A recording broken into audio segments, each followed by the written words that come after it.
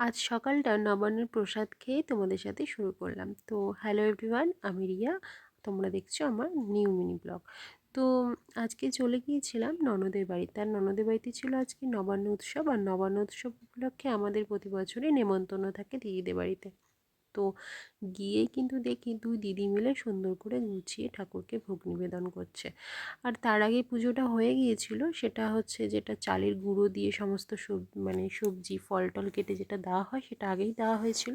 আর এটা হচ্ছে যেটা মামনি সকলের খাবার জন্য এবং ঠাকুরের জন্য যেটা রান্না করেছে এইগুলো দিয়েছিল দিদিরা। তো চলো দেখো কি সুন্দর করে গুছিয়ে তারা পুজো করছে। আর এই পুজোটা সাধারণত অঘ্রাণ মাসেই হয়। আমাদের কিন্তু এই পুজোটা নেই, কারো কারো মধ্যে আছে বা কারো কারোর মধ্যে নেই।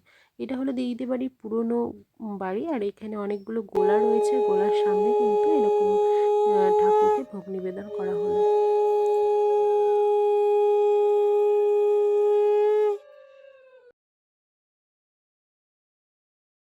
এরপর ঠাকুরকে ভোগ নিবেদন করার পর আমরা চলে গিয়েছিলাম রান্নাঘরে। মামনি কী কী রান্না করেছে আমাদের জন্য, সকলের জন্য এবং ঠাকুরের জন্য। তো চলো দেখে নিই। এখানে দেখো অনেক রকমের ভাজা হয়েছে, অনেক রকমের সবজি ছিল রান্না, তারপর চাটনি, দই, মিষ্টি, পায়েস, সমস্ত কিছুর আয়োজন ছিল।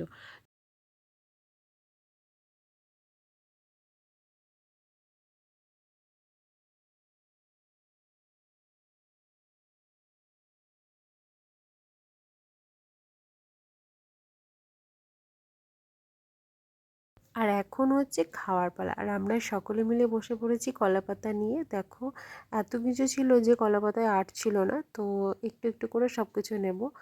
তো শুরু করা যাক, চলো।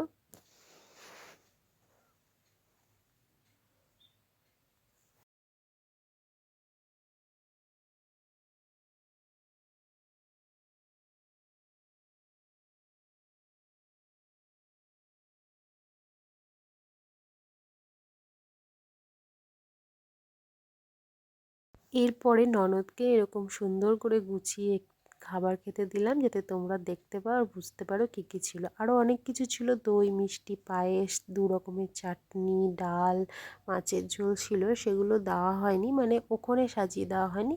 তো ইনি হলেন মামুনি, যিনি সকাল থেকে আমাদের জন্য এত কিছু রান্না করেছেন না খেয়ে দিয়ে।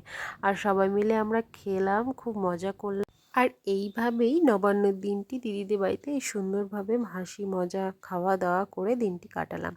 তো তোমাদের যদি ভিডিওটা ভালো লেগে থাকে একটা লাইক করে দিও। দেখা হবে নেক্সট ভিডিওতে। Bye bye.